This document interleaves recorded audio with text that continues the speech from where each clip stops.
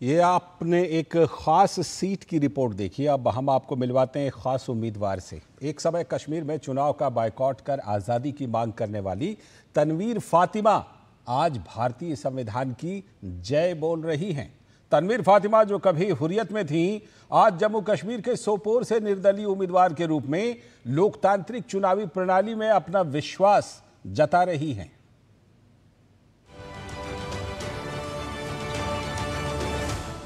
हमारे साथ तनवीर फातिमा इस वक्त मौजूद हैं, जो कि पहले हुर्रियत से संबंधित थी, लेकिन अब ये उस संगठन को छोड़कर चुनाव में उतरी हैं।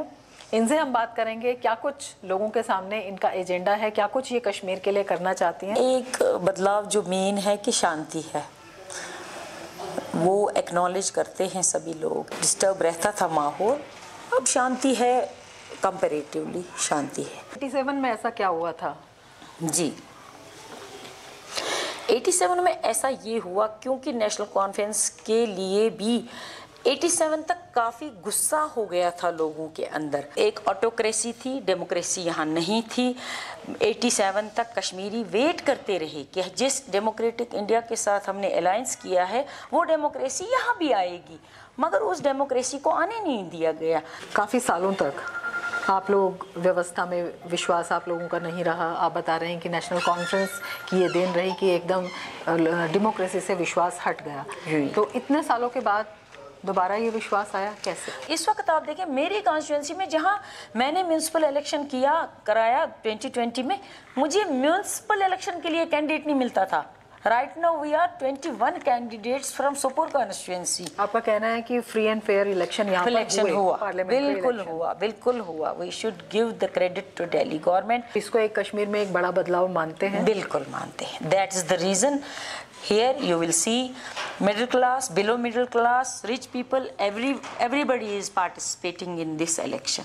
तो अब जो है नए कश्मीर में नया विकास और नई रोशनी और तेज़ रफ्तार से जो बढ़ती हुई उम्मीदें हैं, आपको लगता है वो लोगों को पूरी होंगी डेमोक्रेसी में विश्वास करके? I believe कि Delhi free and fair election करवाने जा रही है। अदरवाइज तो हमें पता है पैसे का रोल कितना है, and that is my belief in democracy, and that is the proof of democracy की जो इस वक्त इतने सारे कंटेस्टेंट्स रेस में हैं। तो तनवीर फातिमा जिनका कहना है कि जो अलगाववाद है वो 1987 के बाद से जो है वो पनपा, क्योंकि लोगों का डेमोक्रेसी में, प्रजातंत्र में विश्वास हट गया था और उसके लिए जो कुछ क्षेत्रीय दल थे वो जिम्मेदार थे। लेकिन केंद्र सरकार ने जिस तरह से यहाँ पर स्वतंत्र और निष्पक्ष चुनाव कराए, जिस तरह से कश्मीर में एक बदलाव आया है, उससे जो है लोगों की सोच बदली है। कैमरामैन दाऊद के साथ रमा त्यागी, टीटी न्यूज़, सोपोर।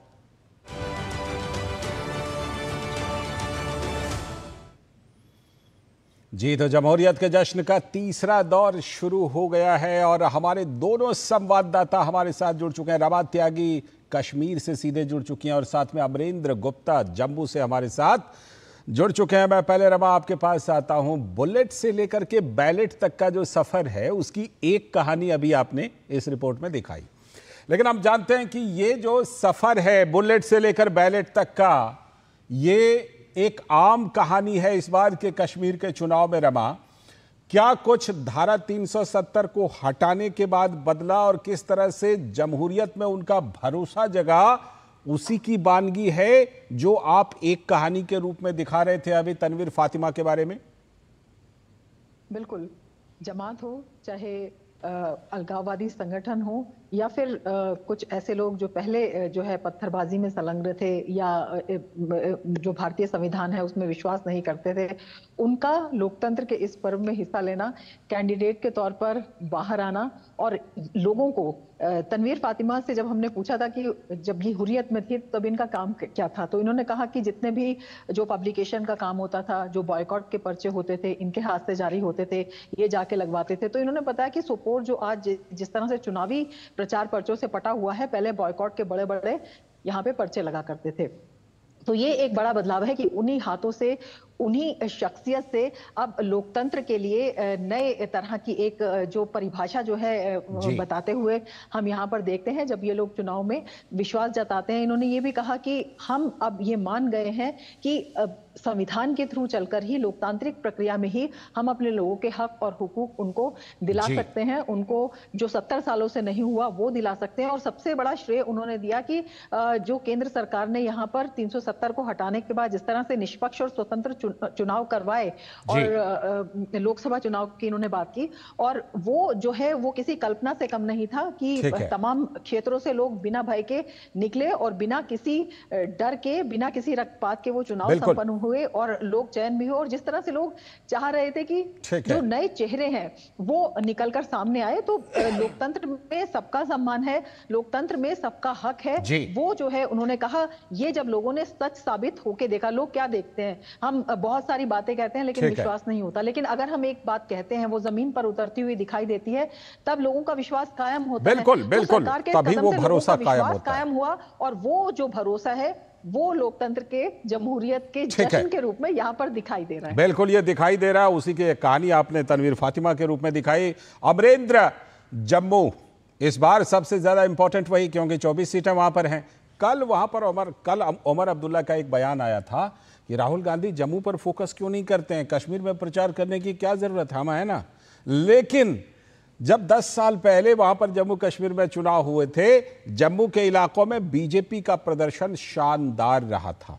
इस बार जम्मू में किस तरह का इक्वेशन दिखाई पड़ रहा है और क्या असली चुनौती हम कह सकते हैं कि बीजेपी के सामने अपने उसी परफॉर्मेंस को दोहराने की चुनौती है? देखिए लालचंद जी, जिस तरह से आपने बात की और जिक्र किया, एक दशक पहले जो 2014 में जो चुनाव हुआ था उसके नतीजे, तो उसमें जो है भारतीय जनता पार्टी का प्रदर्शन खासा अच्छा रहा था। उन्होंने विधानसभा की 25 सीटें जीती थी और नंबर 2 पे थी, और पहली पार्टी के रूप में जो है पीडीपी ने 28 सीटें जीती थी और दोनों में टाई अप हुआ। लेकिन वो दोस्ताना रिश्ता काफी देर चल नहीं पाया। 2018 में दोनों की दूरियां हो गई और उसके बाद फिर आपने वो तारीख जो जिसका जिक्र हर आदमी करता है, 5 अगस्त 2019, जब पूरा जम्मू कश्मीर का पूरा इतिहास बदल गया, वो पूरा परिदृश्य बदल गया। और जो बैलेट की ताकत जो है आज पता चल रही कि बुलेट भी पीछे है। और मैंने कल एक बात कही थी, कल मैं आरएसपुरा वाले सेक्टर में था और एक बड़ी बात, वहां के जो इंडियन आर्मी का जवान था उन लोगों से मैं बात कर रहा था, एक पूछ रहा था कि भैया ये बताइए कि धारा 370 से पहले का कश्मीर और आज का कश्मीर। और उन्होंने लालचंद जी एक बड़ी बात कही जो मैं कोट करना चाहूंगा। उन्होंने कहा कि उस टाइम हमारे जवान रात को 2 रोटी कम खाते थे क्योंकि उनको नींद नहीं आ जाए, और आज जो स्थितियां बदल गई है तो ये ताकत है, नंबर 1। और जो दूसरा सवाल आपने कहा कि कितनी मजबूत है, तो मैं आपको बता दूं कि भारतीय जनता पार्टी ने इस समय 25 सीटें न सिर्फ महफूज रखने की बात है, बल्कि उनका टारगेट 40 सीटों पे है। और जो ये जो जम्मू संभाग की जो सीटें हैं लालचंद जी, यहां सबसे जो बड़ा मुकाबला है और जो चुनौती है वो भारतीय जनता पार्टी दे रही है। और यहाँ पे देखिए सिनेरियो देखिए आप, इन सीटों पे 15 सीटों पे कांग्रेस है और 19 सीटों पे, माफ करिएगा, 19 सीटों पे जम्मू संभाग में कांग्रेस है और 5 पे एनसी लड़ रही है। यानी कि मुख्य मुकाबला जो है Bharatiya Janata party versus Congress alliance का है। और इस बार जो कांग्रेस भी थोड़ा प्रदर्शन दोहराना चाहती, क्योंकि जिस तरह से 2014 में उनके पास 12 सीटें थी जबकि एनसी के पास ज्यादा थी, और इस बार तस्वीर बदल रही है। लेकिन इसमें सबसे बड़ा जो रोल मेकर जो होगा वो निर्दलीय हैं, पैंथर पार्टीज हैं और लोग हैं। तो इस बार बड़ा मुकाबला, एक मजबूत गढ़ भारतीय जनता पार्टी का जम्मू संभाग, और उनको उम्मीद है कि 25 नहीं उससे ज्यादा। बिल्कुल उम्मीद रहनी भी चाहिए, और उस हिसाब से चुनाव प्रचार भी भारतीय जनता पार्टी जबरदस्त कर रही है। रमा, जिस तरह से वहां पर भारतीय जनता पार्टी के नेता, बड़े नेता डटे हुए हैं, योगी आदित्यनाथ, जेपी नड्डा, इसके पहले अमित शाह, प्रधानमंत्री नरेंद्र मोदी, ये तमाम लोग डटे हुए हैं चुनाव प्रचार का। अब ये क्योंकि आखिरी दौर आ चुका है, कैसा रंगत प्रचार में देख रहे हैं? क्या बिल्कुल आखिरी दौर आने के बाद प्रचार और अपने चरम पर पहुंच रहा है सभी दलों की तरफ से? बिल्कुल सभी दलों की तरफ से जो प्रचार है पूरे जोर शोर से है। बिल्कुल जहां भी निकल जाते हैं, कश्मीर में जो इलाके सुनसान होते थे, अगर मैं घाटी की बात करूं क्योंकि कश्मीर संभाग में हूं, तो वहां पर लगता है कि कोई फंक्शन चल रहा है, कोई जश्न हो रहा है, कोई बारात निकल रही है। इस तरह के ढोल बाजों के साथ जो है दल, तमाम राजनीतिक दल हैं वो निकलते हैं बड़े बड़े काफिले के साथ। और वो कहते हैं जो स्थानीय उम्मीदवार हैं, क्योंकि जो पार्टी के बड़े लीडर्स हैं वो जो सियासी मुद्दे जो उठाते हैं वो अलग उठाते हैं, लेकिन ये भी यहाँ पर एक जिसे कह सकते हैं कि एक अलग सी बात निकल कर आई है। जो स्थानीय कैंडिडेट हैं वो जो है वो अलग ही बात कहते हैं। वो कहते हैं कि यहाँ पर इस तरह का माहौल पहले नहीं था। यहाँ पे जहाँ पे आप खड़ी होकर हमसे इंटरव्यू ले रही हैं, यहाँ पे इस तरह से लोग खड़े नहीं हो सकते थे। बिल्कुल, आप तो लंबे समय से वहां से रिपोर्टिंग करती रही। और दूसरा सबसे बड़ी बात लालचंद्र, वो लोग बात करते हैं, वो विकास के मुद्दों की बात करते हैं, वो स्थानीय डेवलपमेंट के मुद्दों की बात करते हैं। वो कहते हैं कि हमें लोगों को अपना चेहरा दिखाना है तो हमें वो काम करने हैं। तो ये भी एक इंटरेस्टिंग फैक्टर जो है इन चुनावों में निकल कर आता है। ठीक है अमरेंद्र, जम्मू इलाके में खास तौर पर भारतीय जनता पार्टी ने योगी आदित्यनाथ के जरिए और तमाम बड़े नेताओं के जरिए अपने प्रचार को एक तरह से नई धार दे दी है क्या?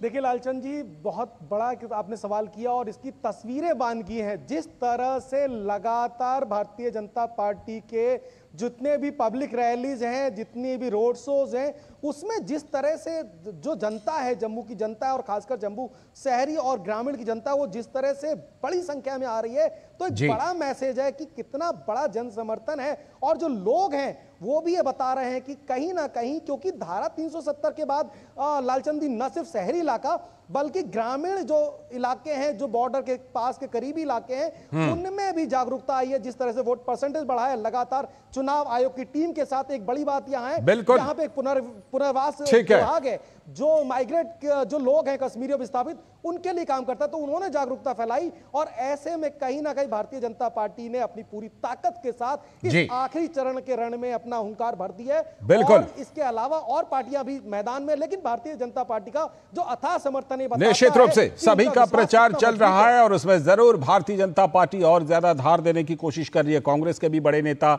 वहां पर उतरे। बहुत बहुत शुक्रिया फिलहाल अमरेंद्र, आपका जम्मू से और रमा आपका कश्मीर से, और आप दोनों से जुड़ते रहेंगे और मतदान के बारे में और चुनाव के बारे में तमाम जो रिपोर्ट हैं, अपडेट हैं, वो लेते रहेंगे।